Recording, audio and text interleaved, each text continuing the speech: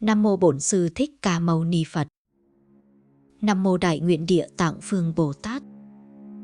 Kính thưa đại chúng, hôm nay chúng ta cùng nhau khởi duyên trong một chủ đề rất sâu và đầy xúc cảm, địa tạng và chuyện oan hồn được giải thoát. Tôi tin rằng mỗi người khi nghe hai chữ oan hồn đều cảm nhận một nỗi buồn sâu thẳm, một thứ gì đó như hơi lạnh từ cõi u minh len lỏi vào tim. Nhưng dưới ánh sáng Phật Pháp, ta sẽ thấy rằng đằng sau bóng tối ấy không phải là sự đáng sợ, mà là một lời kêu cứu của những linh hồn đang khát ánh sáng từ bi. Và nơi ánh sáng ấy phát khởi mạnh mẽ nhất chính là trong tâm nguyện vô biên của Địa Tạng Vương Bồ Tát. Tôi thường nói với đại chúng rằng nếu Quán Âm là hiện thân của lòng từ trong cõi dương, thì Địa Tạng chính là ngọn đuốc của lòng bi nơi cõi âm. Ngài không rời bỏ chúng sanh, dù chỉ trong một hơi thở Ngài phát nguyện rằng địa ngục vị không, thể bất thành Phật. Nghĩa là địa ngục chưa trống, Ngài nguyện chưa thành Phật. Lời nguyện ấy không phải chỉ để nói, mà là một đại nguyện sâu như biển. Từ bao kiếp, Ngài đã đi vào trong cõi khổ đau của chúng sanh, từ người còn sống trong khổ lụy đến những linh hồn đã mất trong oan khiên, chỉ để nói một điều: con ơi, đừng sợ nữa, có ta ở đây. Đại chúng có biết không, trong cuộc sống này, đôi khi những khổ đau, những oan ức của người đã mất không tan biến theo thời gian, mà lại ở lại cùng với tâm oán hận. Chính cái tâm đó khiến họ trở thành oan hồn, không siêu, không lạc, không an. Nhưng trong cõi tối ấy, ánh sáng từ bi của Địa Tạng vẫn luôn chiếu rọi. Ánh sáng ấy không phải là thứ ánh sáng vật lý, mà là ánh sáng của tâm nguyện, của lòng thương, vượt qua ranh giới sinh tử. Tôi nhớ một câu chuyện trong kinh Địa Tạng kể về một người mẹ chết trong khổ đau vì nghiệp oán mà đọa vào địa ngục. Người con gái là tiền thân của Địa Tạng Vương Bồ Tát, lúc ấy còn là một người phàm, đã phát nguyện cúng dường, tu phước, sám hối cho mẹ. Nhờ lòng hiếu ấy mà bà mẹ thoát khỏi địa ngục, được sinh lên cõi lành. Từ đó, vị con gái ấy nguyện rằng từ nay về sau, con nguyện cứu tất cả những ai đang trầm luân như mẹ con.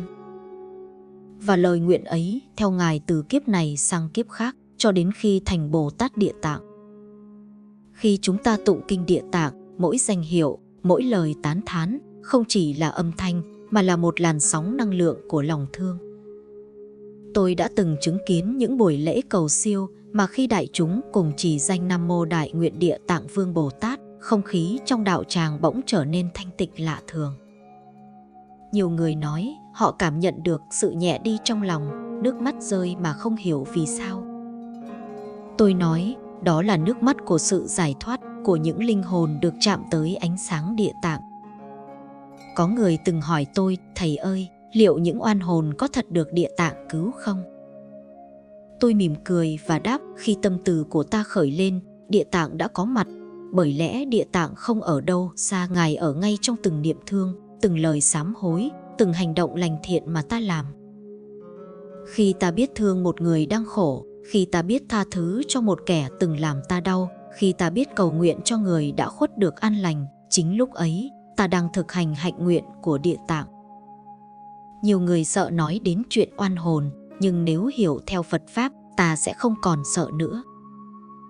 Vì oan hồn chỉ là cách ta gọi những linh thức chưa được siêu, còn chấp vào khổ đau. Địa Tạng nhìn họ không phải bằng ánh mắt ghê sợ, mà bằng lòng thương xót vô bờ. Ngài thấy rõ rằng mỗi oan hồn cũng từng là người mẹ, người cha, người con, người thân của ai đó. Ngài không xua đuổi, không phán xét, mà lặng lẽ nâng họ dậy bằng ánh sáng hiểu và thương.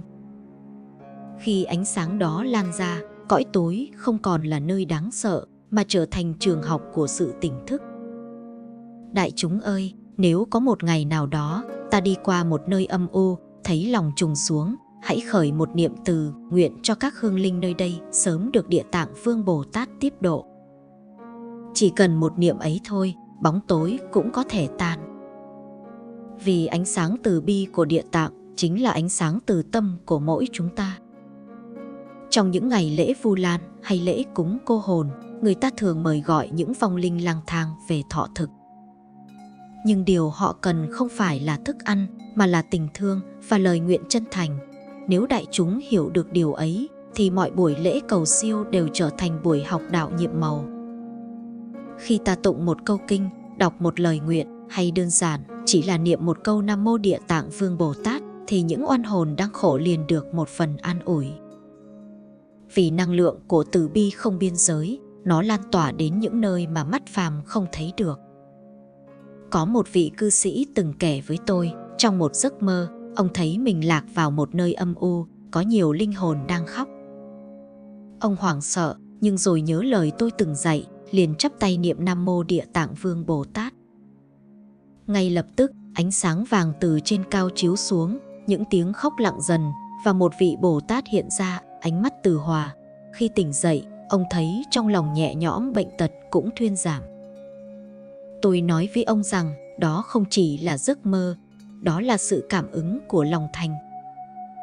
Bởi khi tâm ta mở ra hướng về Địa Tạng, cõi u minh cũng rung động. Địa Tạng không chọn chỗ sáng để đến, Ngài đi vào nơi tăm tối nhất, vì ở đó có những tâm hồn đau khổ nhất. Ngài không cần ai ca ngợi mình, chỉ cần những linh hồn được an. Đại chúng thử nghĩ xem, giữa một biển lửa của sân hận và oán thù, nếu có một người nguyện bước vào để ôm lấy những kẻ khổ đau, thì đó không phải là đại hùng, đại lực, đại từ bi hay sao? Và đó chính là Địa Tạng. Khi ta học theo Ngài, ta cũng trở thành ngọn đuốc nhỏ giữa đời. Dẫu ngọn đuốc ấy yếu ớt, nhưng nếu được thắp bằng lòng thương, nó vẫn đủ để soi sáng đường cho ai đang lạc. Nếu mỗi người trong chúng ta đều biết mở lòng, biết khởi tâm bi mẫn, thì cõi đời này, dù vẫn còn nhiều bóng tối, cũng không còn tuyệt vọng nữa. Cho nên, thưa đại chúng, hôm nay khi ta nói về Địa Tạng và chuyện oan hồn được giải thoát, điều tôi mong nhất không phải chỉ là hiểu câu chuyện, mà là đánh thức trong mỗi người ngọn lửa từ bi đang ngủ quên. Vì chỉ có từ bi mới phá được u minh, chỉ có thương yêu mới hóa được oán thù. Địa Tạng không ở đâu xa, Ngài ở trong chính hơi thở của ta, trong từng hành động thiện, trong từng lời cầu nguyện chân thành. Nếu đại chúng cảm nhận được điều ấy, thì từ hôm nay, hãy cùng tôi gieo thêm ánh sáng Địa Tạng vào đời bằng một việc rất nhỏ. Hãy đăng ký kênh Bước Chân Nhân Duyên để chúng ta cùng nhau tiếp nối hạnh nguyện từ bi ấy, cùng nhau lan tỏa ánh sáng của Địa Tạng Vương Bồ Tát đến khắp muôn nơi. Bấm đăng ký, chia sẻ và cùng nhau gieo một nhân lành, vì biết đâu chỉ một hành động nhỏ hôm nay lại là nhân duyên giải thoát cho một linh hồn đang khổ nơi xa xăm nào đó. Phần thứ hai, nguồn gốc của oan hồn từ chỗ tâm không an. Kính thưa đại chúng, khi nói đến oan hồn, đa phần chúng ta đều nghĩ đến một điều gì u ám đáng sợ, như thể đó là thế giới xa cách con người. Nhưng nếu ta nhìn bằng con mắt Phật Pháp thì sẽ thấy rằng oan hồn không hề ở đâu xa cả. Oan hồn chính là biểu hiện của một tâm chưa an, một tâm chưa buông, một tâm chưa được soi sáng bởi tuệ giác. Khi con người còn sống, ta có thể mang trong mình bao nhiêu nỗi oán, bao nhiêu điều khổ. Nhiều người suốt đời bị hiểu lầm, bị phụ bạc, bị mất mát. Những điều ấy nếu không được chuyển hóa, sẽ lắng xuống thành chấp niệm. Và khi rời thân xác này, chấp niệm ấy chính là sợi dây trói linh hồn lại trong cõi khổ đau. Người chết thì thân đã tan, nhưng tâm vẫn còn vướng, mà cái tâm ấy nếu không được soi bằng ánh sáng hiểu biết thì nó trở thành cội gốc của oan hồn. Trong kinh Địa Tạng có nói, tất cả chúng sanh trong 6 đường đều do nghiệp lực mà đi, không ai đọa lạc mà không có nguyên nhân. Một người khi còn sống nuôi dưỡng oán hận, sân si hoặc không chịu buông bỏ ân oán cũ thì năng lượng đó sẽ kéo họ xuống cõi thấp. Như một hạt giống được gieo xuống đất, nếu đó là hạt sân hạt hận thì khi chết, năng lượng ấy chín mùi, đưa họ về cảnh giới tương ứng. Cho nên, oan hồn thật ra không phải là bị ai bắt lại, mà là bị chính tâm mình giữ lại. Tôi từng chứng kiến một câu chuyện thật. Có một cô gái đến chùa thưa rằng, thầy ơi, mẹ con mất đã 3 năm, mà đêm nào con cũng thấy mẹ trong mộng, gương mặt rất buồn, cứ ngồi trong góc tối không nói lời nào. Tôi bảo cô hãy thành tâm sám hối và tụng kinh Địa Tạng hồi hướng cho mẹ. 3 tháng sau, cô trở lại, nước mắt chan hòa, nói rằng mẹ cô đã mỉm cười trong mộng và đi xa dần. Tôi nói với cô, không phải mẹ con đi xa, mà là mẹ con đã được giải thoát vì con đã thay mẹ mở khóa oán niệm bằng tâm hiếu và lòng thành. Đại chúng thấy đó, oan hồn sinh ra từ chỗ tâm không an và được hóa giải cũng từ chính tâm an. Không có gì trong vũ trụ này ràng buộc con người mạnh hơn tâm chấp. Khi ta chấp vào khổ, khổ sẽ ở lại. Khi ta chấp vào hận, hận sẽ trói ta. Và khi rời thân xác, năng lượng chấp đó chưa tan, nó tiếp tục giữ linh hồn trong cõi trung gian, gọi là oan hồn, u linh, cô hồn. Dù tên gọi khác nhau, nhưng gốc vẫn là một, tâm chưa buông. Địa Tạng Vương Bồ Tát nhìn thấy điều ấy rõ hơn ai hết. Ngài biết rằng không có ngục nào thật sự giam giữ được ai ngoài chính tâm mình. Vì vậy, Ngài không chỉ cứu người ra khỏi địa ngục vật lý, mà cứu họ ra khỏi ngục của tâm. Ngài đến với oan hồn không phải bằng pháp lực để xua đuổi, mà bằng trí tuệ và từ bi để mở khóa. Ngài nói, khi tâm oán hận tan, cửa ngục cũng mở. Và điều đó đúng không chỉ với người chết, mà còn với người sống. Nhiều khi đại chúng ơi, ta cũng là oan hồn đang sống. Ta sống giữa đời mà trong lòng đầy khổ, đầy trách, đầy buồn. Ta cứ mang theo những câu chuyện cũ, những người từng làm tổn thương ta mà không chịu buông. Mỗi ngày, ta tự dằn vặt, tự lặp lại những ký ức đó như tự đốt mình trong ngọn lửa quá khứ. Vậy thì khác gì oan hồn? Cái gọi là oan hồn chưa siêu không phải chỉ ở cõi âm, mà ngay trong lòng ta, mỗi khi ta không chịu tha thứ, không chịu an. Địa Tạng dạy rằng nếu muốn siêu thoát, trước hết phải buông bỏ. Buông không phải là quên, mà là hiểu. Hiểu rằng tất cả đều là nhân duyên, rằng không ai đến đời ta để hại ta, mà chỉ đến để soi lại nơi ta chưa tỉnh. Một khi hiểu được như thế, ta tự giải oán cho mình. Và khi người sống giải được oán, người chết cũng được siêu, vì năng lượng từ bi và hiểu biết có sức lan tỏa xuyên qua hai cõi âm dương. Có lần, tôi ngồi thiền trong đêm, trong sự yên lặng vô biên, tôi cảm nhận rất rõ rằng giữa người sống và người chết thật ra chỉ cách nhau một tầng rung động. Khi tâm ta lắng xuống, khi lòng ta mở ra, thì những linh hồn khổ đau kia có thể cảm được. Cho nên, khi ta khởi một niệm thương, họ liền nhận được. Khi ta tụng một câu kinh, họ liền nghe thấy. Khi ta sám hối và hồi hướng, họ liền được an. Vì thế, oan hồn chỉ cần một ngọn nến từ bi để soi lối trở về. Đại chúng thân mến, đôi khi trong nhà ta có những điều bất an như mâu thuẫn không dứt, giấc mơ lạ, khí lạnh hay những cảm giác nặng nề. Ta đừng vội nghĩ đó là ma quỷ, mà hãy nghĩ rằng đó là lời cầu xin của những linh hồn chưa được an. Họ không muốn hại ta, họ chỉ muốn được nghe một lời kinh, một câu cầu nguyện, một chút lòng thương. Nếu ta biết niệm Nam Mô Địa Tạng Vương Bồ Tát với tâm chân thành, ngọn sóng năng lượng từ bi ấy sẽ đến với họ, xoa dịu, dẫn đường. Đó là cách Địa Tạng làm, không trừng phạt, không xua đuổi, mà là thương và độ. Và chúng ta, nếu học được hạnh ấy, thì mọi nơi ta đến, mọi người ta gặp cũng đều được an. Vì thật ra, ai trong đời cũng từng là oan hồn của ai đó, trong quá khứ, trong nghiệp duyên. Chúng ta đang đi trong vòng tròn nhân quả, gặp nhau để trả, để học, để hiểu. Nếu ta biết nhìn đời bằng tâm Địa Tạng, thì mọi oan trái đều có thể hóa thành hoa sen. Tôi thường nói, không có oan hồn nào không thể siêu, chỉ có tâm người chưa chịu mở. Nếu ta mở lòng, họ sẽ được giải thoát. Nếu ta sống thiện, họ sẽ được nương nhờ. Nếu ta cầu nguyện, họ sẽ được nhẹ đi. Và khi họ an, ta cũng được an. Cho nên, hiểu được gốc của oan hồn là hiểu được gốc của chính mình. Khi ta biết làm cho tâm mình an, cả hai cõi đều sáng. Và nơi nào có ánh sáng an tịnh, nơi đó Địa Tạng đang hiện hữu. Nếu đại chúng cảm nhận được điều ấy, tôi xin mời hãy cùng tôi thắp lên ngọn đuốc từ bi nhỏ bé này bằng một hành động giản đơn nhưng đầy ý nghĩa. Hãy đăng ký kênh Bước Chân Nhân Duyên để cùng nhau lan tỏa lời dạy của Địa Tạng Vương Bồ Tát đến thật nhiều người hơn nữa. Hãy like, hãy chia sẻ để mỗi trái tim được nghe lời kinh hôm nay đều trở thành một cánh cửa mở ra cho những linh hồn đang lạc lối. Bởi biết đâu, chỉ một cú nhấp chuột của đại chúng hôm nay lại là một đóa sen được nở trong cõi u minh ngày mai. Phần thứ 3, nghiệp lực và sự chuyển hóa qua lễ siêu độ. Kính thưa đại chúng, trong 2 phần trước, chúng ta đã cùng đi qua ánh sáng từ bi của Địa Tạng Vương Bồ Tát và hiểu được cội gốc của oan hồn từ chỗ tâm không an. Đến đây, tôi muốn cùng đại chúng quán sâu hơn về một chân lý mà Đức Phật dạy, đó là tất cả đều do nghiệp.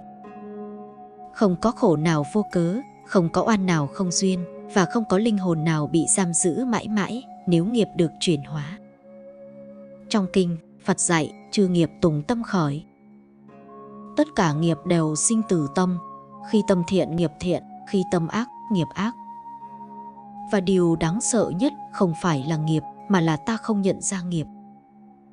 Vì không nhận ra nên ta cứ tiếp tục tạo, cứ tiếp tục rơi. Cứ thế, nghiệp này chồng nghiệp kia như sợi dây oan trái nối dài qua nhiều kiếp. Đến khi chết, năng lượng của nghiệp trở thành dòng lực dẫn dắt linh thức. Người nào thiện, tâm nhẹ thì đi lên, người nào sân hận, chấp trước thì rơi xuống. Nhưng dù rơi vào cõi nào, Địa Tạng vẫn đến, vì Ngài không ngại chỗ tối, chỉ sợ tâm người chưa sáng. Có người hỏi tôi, thưa Thầy, nếu nghiệp đã định thì siêu độ có ích gì? Tôi nói, siêu độ chính là chuyển hướng của nghiệp. Nghiệp như dòng nước, đã chảy thì không dừng được. Nhưng nếu ta biết đào mương, biết dẫn, biết thanh lọc, thì nước ấy từ đục cũng có thể thành trong, từ lũ dữ cũng có thể hóa dòng mát lành. Cũng vậy, khi người sống thành tâm tụng kinh, sám hối, làm phước và hồi hướng, thì dòng nghiệp của người mất được chuyển hướng từ chỗ oán sang chỗ hiểu, từ chỗ khổ sang chỗ an. Và trong giây phút ấy, oan hồn được siêu, linh hồn được độ. Một lễ siêu độ chân chính không phải là nghi lễ cầu xin, mà là sự tương thông giữa hai cõi bằng năng lượng từ bi. Người sống khởi lòng thương, người mất nhận năng lượng ấy. Người sống tụng kinh niệm Phật, sám hối thay, hồi hướng phước lành. Người mất cảm được, tâm oán dần tan. Khi tâm tan nghiệp tan, khi nghiệp tan cửa ngục mở. Cho nên, trong mỗi lễ cầu siêu, nếu chỉ có hình thức mà không có lòng thì chỉ là nghi lễ, nhưng nếu có lòng thành thì đó là con đường giải thoát thật sự. Tôi nhớ một lần, có một gia đình mời tôi đến cúng thất cho người thân. Họ chuẩn bị rất nhiều hoa, trái, vàng mã, thức ăn, nhưng trong suốt buổi lễ, mọi người chỉ ngồi nói chuyện, cười đùa. Tôi lặng nhìn và cảm nhận, thật ra người mất không cần những thứ ấy, họ chỉ cần một lời sám hối chân thật, một giọt nước mắt thương yêu. Khi tôi tụng đến phẩm Địa Tạng Thế Tử, trong lòng tôi khởi niệm thương sâu sắc thì tự nhiên gió nổi lên, không gian lạnh đi, rồi dần ấm lại. Tôi biết có ai đó vừa được cảm. Khi kết thúc, tôi nói với gia chủ, người thân của quý vị vừa được nghe tiếng kinh, nhưng họ chỉ đi thật xa khi trong lòng quý vị biết buông và biết sống tốt hơn. Vì siêu độ thật sự bắt đầu từ sự chuyển hóa của người sống. Đại chúng ơi, nghiệp không chỉ nằm ở quá khứ mà đang được tạo ngay bây giờ, trong từng lời nói, từng hành động, từng suy nghĩ. Khi ta biết sống thiện, biết sám hối, biết hồi hướng là ta đang chuyển hóa nghiệp ngay trong hiện tại. Và khi nghiệp chuyển, những linh hồn gắn liền với ta trong nhân duyên nhiều kiếp cũng được chuyển theo.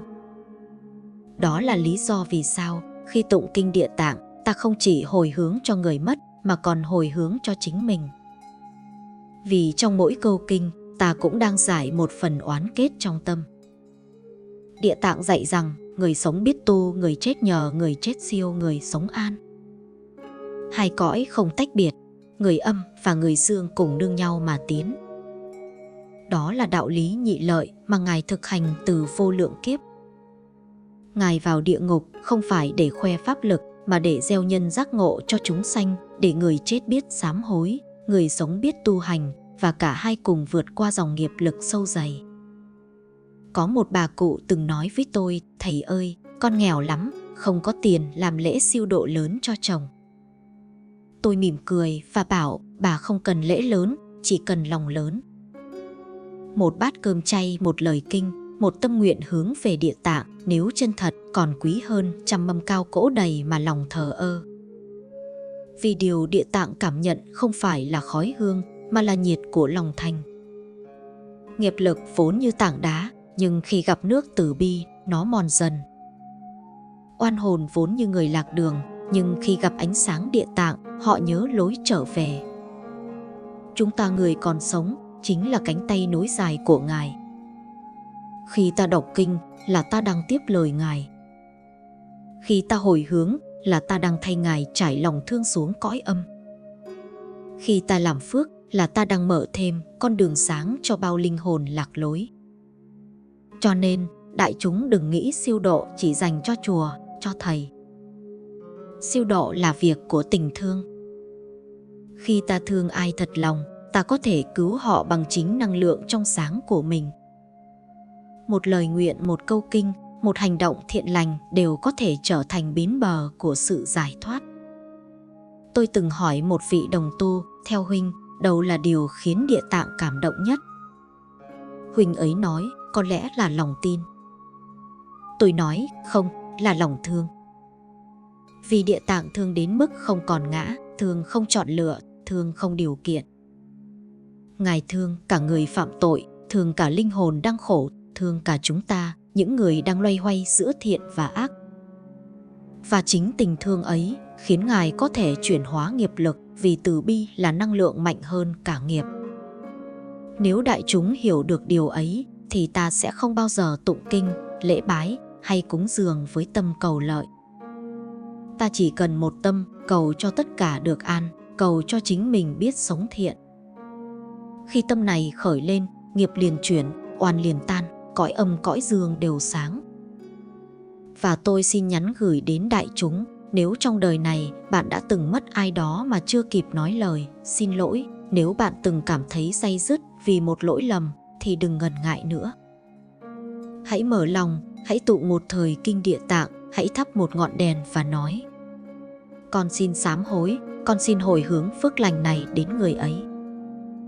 Đó chính là nghi thức siêu độ chân thật nhất, vì nó xuất phát từ tình thương và sự tỉnh thức. Khi ta làm điều đó, Địa Tạng Vương Bồ Tát sẽ mỉm cười, vì Ngài biết thêm một linh hồn đã được giải thoát và thêm một trái tim đã học được cách thương.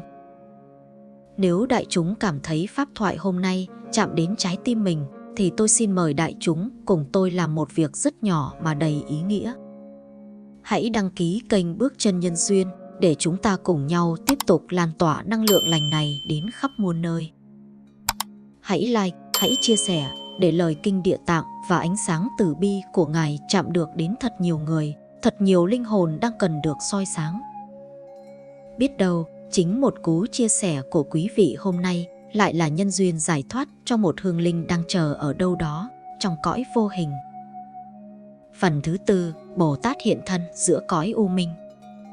Đại chúng thân mến, trong dòng chảy luân hồi mênh mang của vô lượng kiếp, có những chúng sanh chìm sâu trong u tối mà vẫn chưa tìm được đường ra. Nơi ấy không phải là địa ngục rực lửa của tưởng tượng, mà là cõi sâu thẳm của tâm chưa tỉnh. Và chính nơi ấy, Địa Tạng Bồ Tát luôn hiện thân, từng bước đi qua những tầng u minh, mang ánh sáng trí tuệ và lòng từ vô lượng, dìu dắt những linh hồn lạc lối tìm về bờ giải thoát. Tôi thường nói với đại chúng rằng, trong giáo pháp của Địa Tạng có một điều vô cùng đặc biệt. Ngài không ngồi yên trên tòa sen để chờ chúng sanh đến cầu, mà chính Ngài bước xuống tận chốn khổ đau. Ngài đi vào địa ngục không vì nghiệp mà vì nguyện, một lời thệ nguyện sâu dày đến mức chỉ cần một tiếng kêu đau khổ Ngài liền hiện đến. Đó là tình thương vượt ngoài giới hạn của trí con người, một tình thương không điều kiện, không phân biệt, không sợ ô uế. Có người hỏi tôi, thưa thầy, Bồ Tát thật sự có đi vào địa ngục không? Tôi nói, có chứ, nhưng đừng nghĩ chỉ là hình ảnh trong kinh. Địa ngục không phải chỉ nằm dưới đất, mà còn ở trong lòng người, trong từng nỗi khổ, từng sự tuyệt vọng, từng nơi không còn ai dám bước vào. Mỗi khi ta thấy một người cô độc, bị hiểu lầm, bị tổn thương đến mức đánh mất niềm tin vào cuộc sống, nơi ấy chính là địa ngục. Và mỗi khi ta khởi lên tâm thương xót, tâm muốn cứu giúp, chính khi ấy ta đang làm công việc của Địa Tạng. Bồ Tát hiện thân giữa cõi u minh, không phải với hào quang rực rỡ khiến người ta sợ hãi, mà bằng dáng hình gần gũi, khi thì là một vị sư tụng kinh bên mộ, khi thì là một người con thành tâm cúng cơm cho mẹ đã khuất, khi thì chỉ là một lời cầu nguyện nhỏ trong đêm mưa. Từng hành động từ bi, dù nhỏ bé, đều là bước chân của Địa Tạng đi qua nhân gian. Ngài không đến bằng phép lạ, Ngài đến bằng sự cảm hóa. Trong những câu chuyện cảm ứng mà tôi từng được nghe, có một câu chuyện khiến tôi không thể nào quên.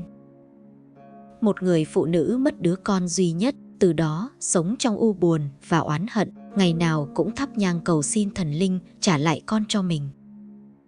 Một hôm bà mơ thấy một vị tăng mặc áo nâu, tay cầm tích trượng, ánh mắt hiền từ. Ngài không nói gì nhiều, chỉ nhìn bà thật lâu rồi khẽ bảo, con không mất gì cả, chỉ chưa chịu buông.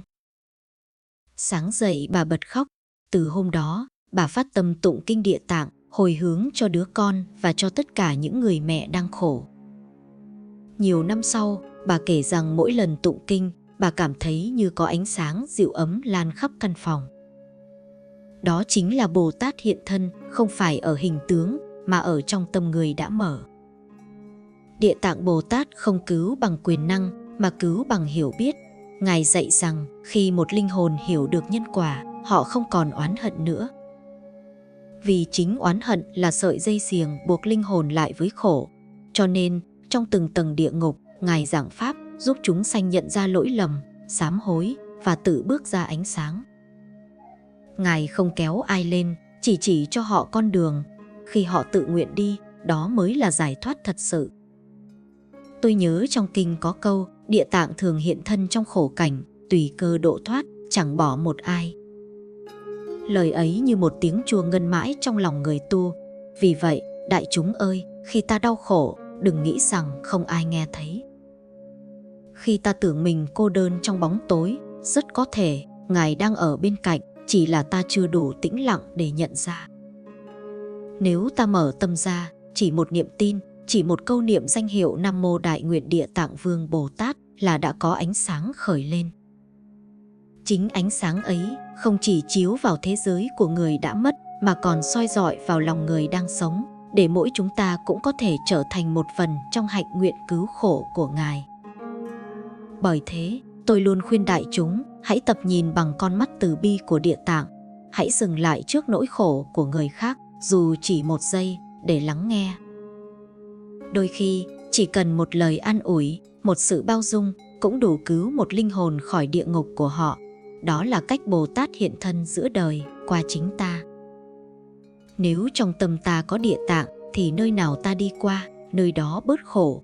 Nếu trong lòng ta còn giận, còn trách, còn sân, thì dù đang sống giữa ánh sáng, ta vẫn ở trong địa ngục. Hãy để Địa Tạng trong lòng ta thức dậy, để từ bi làm ngọn đuốc, soi sáng cho mình và người. Đại chúng thân thương, nếu những lời pháp hôm nay chạm đến tâm quý vị, xin hãy cùng tôi lan tỏa ánh sáng Địa Tạng bằng cách chia sẻ video này. Nhấn đăng ký kênh Bước Chân Nhân Duyên để mỗi ngày chúng ta cùng nhau lắng nghe, cùng học cách nhìn cuộc đời bằng lòng bi mẫn và hiểu biết. Một lượt đăng ký, một lời chia sẻ của quý vị cũng là một đóa sen được dâng lên cúng dường Địa Tạng Vương Bồ Tát. Và xin nhớ, Ngài đang ở ngay đây, trong chính ánh sáng bình an đang khẽ lan tỏa giữa những người biết thương, biết tha thứ và biết nguyện độ khổ cho đời. Nam Mô Đại Nguyện Địa Tạng Vương Bồ Tát. Phần thứ 5, tâm hiếu và tâm từ là chiếc cầu giải oán. Đại chúng thân mến, trong vô lượng kiếp luân hồi, chúng ta đã từng đi qua biết bao kiếp sống, mang trên vai những mối duyên lành, duyên ác, ân và oán. Có những oán hận kéo dài từ đời này sang đời khác, khiến người sống không yên, kẻ mất chẳng an. Nhưng giữa dòng nghiệp chướng chằng chịt ấy, vẫn có một con đường nhiệm màu để hóa giải. Đó là con đường của tâm hiếu và tâm từ, chiếc cầu đưa người lạc lối vượt qua bến mê, trở về bờ giác. Tôi thường nói với đại chúng rằng, người hiểu được chữ hiếu chính là người hiểu được nửa phần đạo. Bởi hiếu không chỉ là phụng dưỡng cha mẹ, mà là biết ơn cội nguồn, biết nhớ lại cái gốc sinh ra mình. Khi một người khởi được tâm hiếu, năng lượng đó mạnh hơn mọi lời tụng, mọi đàn lễ. Vì sao? Vì tâm hiếu có thể làm rung động cả cõi u minh. Địa Tạng Vương Bồ Tát chính là bậc đại hiếu. Ngài phát đại nguyện độ hết thảy chúng sanh trong địa ngục, vì trong một kiếp xa xưa, chính Ngài từng thấy mẹ mình chịu khổ trong cõi dữ. Tình thương dành cho mẹ đã trở thành ngọn lửa cháy mãi, khiến Ngài phát nguyện không thành Phật cho đến khi không còn một ai bị đọa. Đó là hiếu hạnh vô lượng, là tình thương đã vượt khỏi ranh giới, huyết thống để trở thành tình thương của một bậc giác ngộ đối với toàn thể chúng sanh. Đại chúng có thấy không? Từ tâm hiếu mà sinh ra tâm từ. Bởi khi ta thương cha mẹ, ta sẽ hiểu nỗi đau của muôn người làm con. Khi ta biết ơn người sinh thành, ta cũng biết ơn cuộc đời đã cho ta duyên được sống. Và khi lòng biết ơn ấy mở rộng, không còn giới hạn trong nhà của tôi hay người thân của tôi, thì khi ấy ta đang bước đi trên con đường của Địa Tạng. Có những oan hồn, những vong linh oán hận vì khi còn sống họ không được cảm thông, không được yêu thương, bị bỏ rơi trong cô độc. Khi ta làm lễ cầu siêu cho họ, tụng kinh Địa Tạng, hồi hướng công đức, chính là đang gửi đến họ một thông điệp từ bi. Dù ai đã quên con, nhưng Phật và chúng con không quên. Và khi họ cảm nhận được năng lượng hiếu hạnh, từ tâm đó, oán kết dần tan, bóng tối dần tan, như giọt sương tan trong nắng mai. Tôi từng chứng kiến một người con trai, mỗi năm đều đến chùa tụng kinh Địa Tạng cầu cho cha mình, dù người cha khi còn sống rất nghiêm khắc, thậm chí từng khiến anh tổn thương. Có người hỏi, anh còn thương người đã từng làm anh đau sao? Anh chỉ cười, cha tôi đã khổ nhiều rồi, nếu tôi còn oán, thì tôi cũng như ông thôi. Lời ấy khiến tôi lặng đi, bởi đó chính là sự tỉnh thức, là hạnh nguyện của Địa Tạng, lấy hiểu biết để hóa giải, lấy từ bi để trả oán.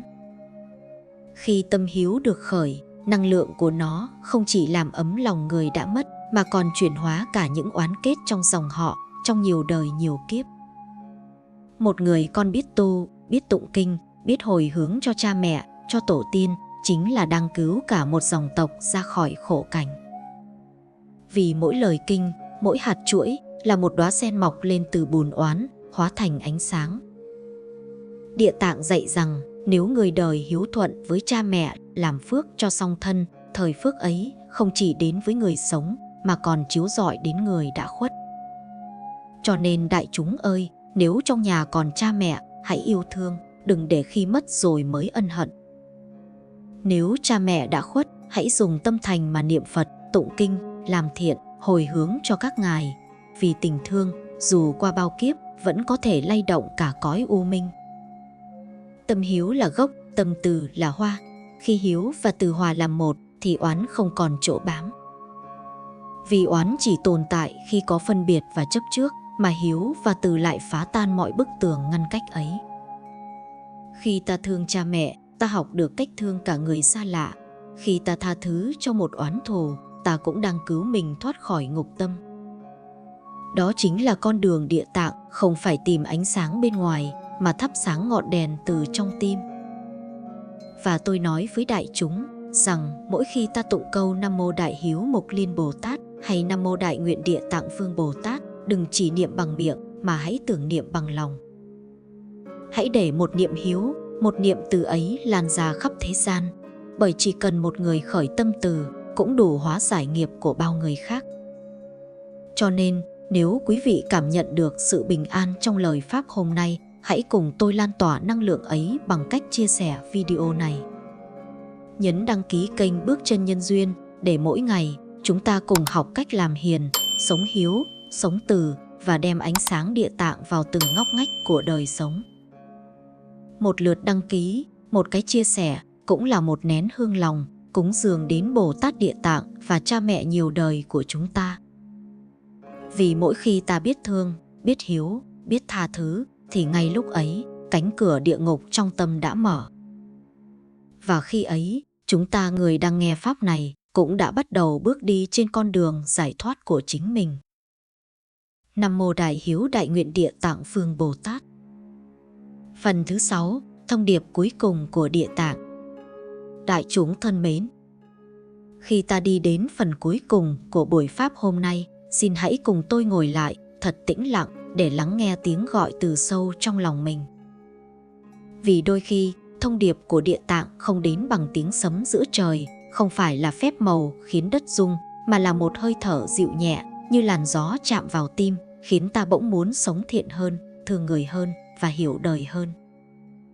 Địa Tạng dạy chúng ta một điều giản dị mà thẳm sâu, ngục tối không ở dưới lòng đất mà ở trong lòng người chưa chịu mở.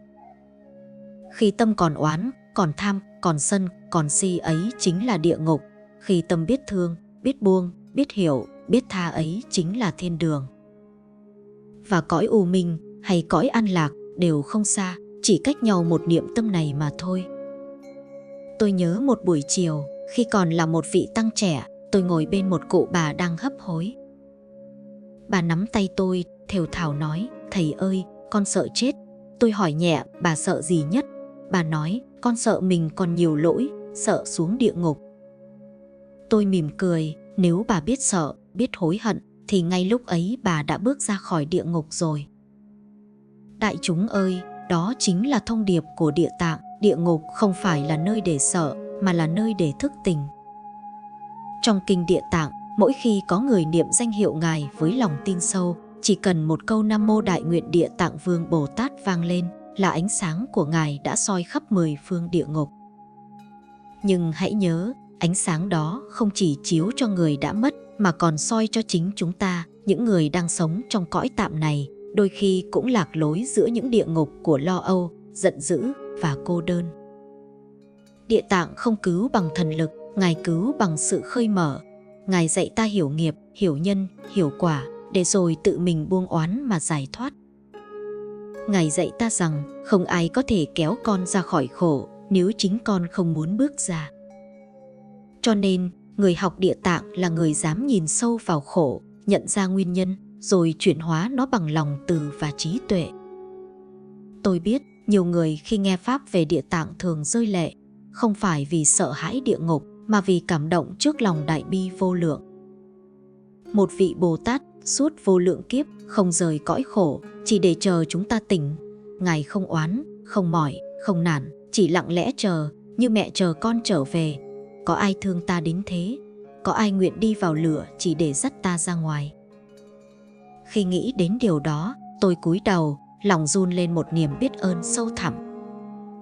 Và rồi tôi hiểu, Địa Tạng không ở đâu xa, Ngài ở trong mỗi người biết thương, biết nhẫn, biết tha thứ. Ngài ở trong giọt nước mắt của người con sám hối, trong nụ cười của người mẹ buông oán, trong lòng từ của người biết giúp kẻ khổ hơn mình. Khi ta làm một việc thiện, dù nhỏ, dù chẳng ai biết, Địa Tạng mỉm cười. Khi ta ngăn mình nói một lời ác, Địa Tạng đang bước trong tâm ta. Khi ta tha thứ cho người từng làm tổn thương mình, Địa Tạng đã hóa thân trong hơi thở ấy. Thông điệp cuối cùng của Ngài chính là hãy trở thành Địa Tạng của chính mình, đừng chờ ai đến cứu. Mỗi người đều có một địa ngục riêng và cũng có một Địa Tạng riêng để tự cứu mình ra. Khi ta thắp sáng được ngọn đèn của lòng từ bi, thì bóng tối của khổ đau tự khắc tan. Hãy nhớ rằng, dù đời có bao nhiêu bất công, bao nhiêu oan trái, thì chỉ có tình thương mới hóa giải được, không có sức mạnh nào thắng nổi lòng bi mẫn. Bởi vậy, hãy tập thương người, thương mình, thương đời, không phải bằng lời nói, mà bằng hành động, bằng tha thứ, bằng việc mỗi ngày tự hỏi, hôm nay ta đã làm ai bớt khổ chưa?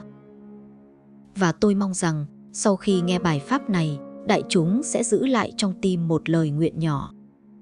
Nguyện học theo hạnh Địa Tạng, thấy khổ mà không sợ, thấy oan mà không ghét, thấy tối mà vẫn thắp đèn.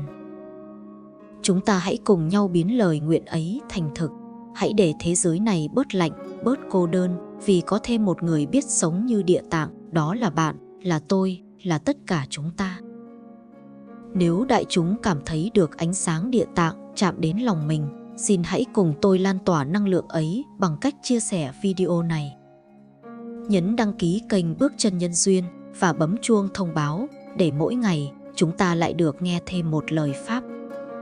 Một hơi ấm, một ngọn đèn trí tuệ, một lượt đăng ký là một niệm lành, một lời chia sẻ là một bông sen nở trong cõi tâm. Hãy cùng nhau gieo những hạt giống của ánh sáng để một ngày nào đó khi chúng ta nhắm mắt rời đời, không cần sợ hãi vì biết rằng Địa Tạng đã ở trong tim mình rồi. Nam mô Đại Nguyện Địa Tạng Phương Bồ Tát. Nam mô Địa Tạng Phương Bồ Tát. Nam mô Địa Tạng Phương Bồ Tát. Đại chúng thân mến, chúng ta vừa cùng nhau đi hết một hành trình dài từ ánh sáng từ bi của Địa Tạng Vương Bồ Tát đến nguồn gốc của oan hồn, sự chuyển hóa nghiệp lực, Bồ Tát hiện thân giữa u minh, và cuối cùng là chiếc cầu của tâm hiếu và tâm từ. Giờ đây, xin hãy dành một khoảnh khắc để lặng yên trong lòng, để cảm nhận từng hơi thở, từng nhịp tim, và để ánh sáng từ bi ấy thấm sâu vào tâm. Mỗi lời kinh, mỗi câu pháp, mỗi niệm từ bi mà đại chúng đã nghe hôm nay đều là hạt giống an lạc. Hạt giống ấy có thể nở hoa trong lòng ta để mỗi ngày ta biết thương, biết buông, biết tha và biết hồi hướng phước lành ấy đến tất cả những oan hồn, những linh hồn còn lạc lối, cũng như đến chính mình. Khi ta hồi hướng công đức là khi ta gieo trồng những bông sen sáng trong cõi âm và cõi dương, nối kết chúng sanh với Phật, Bồ Tát và với nhau bằng sợi dây từ bi vô hình nhưng vô cùng mạnh mẽ. Vì vậy, tôi xin mời đại chúng hãy cùng tôi một hành động giản đơn nhưng đầy ý nghĩa, nhấn đăng ký kênh Bước Chân Nhân Duyên, bấm chuông thông báo, like và chia sẻ video này. Mỗi hành động nhỏ hôm nay là một đóa sen nở trong tâm, là một hạt giống từ bi gieo vào cõi đời, là một cơ duyên để ánh sáng của Địa Tạng chạm đến nhiều trái tim hơn nữa. Hãy nhớ, ánh sáng của Địa Tạng không chỉ soi đường cho người mất mà còn chiếu sáng tâm hồn ta. Mỗi bước chân, mỗi niệm thiện, mỗi lời cầu nguyện đều có thể trở thành con đường dẫn ra khỏi u minh, dẫn đến giải thoát và an lạc. Và trong video kế tiếp của Bước Chân Nhân Duyên, chúng ta sẽ tiếp tục cùng nhau khám phá những câu chuyện cảm ứng, những pháp thoại từ bi và trí tuệ để mỗi ngày chúng ta lại được thắp sáng một ngọn đèn trong tâm và mang ánh sáng ấy đến mọi người quanh mình. Xin đại chúng cùng tôi hồi hướng công đức hôm nay, cầu cho tất cả chúng sanh được an lạc, cầu cho oan hồn được siêu thoát, cầu cho chính chúng ta luôn vững bước trên con đường từ bi và trí tuệ. Nam mô Đại Nguyện Địa Tạng Phương Bồ Tát. Nam mô Địa Tạng Phương Bồ Tát. Nam mô Địa Tạng Phương Bồ Tát. Hãy đăng ký, chia sẻ và cùng nhau gieo duyên lành. Chúng ta sẽ gặp lại nhau trong những video kế tiếp để tiếp tục bước chân nhân duyên, mang ánh sáng Địa Tạng vào đời sống, từng trái tim, từng gia đình, từng chúng sanh.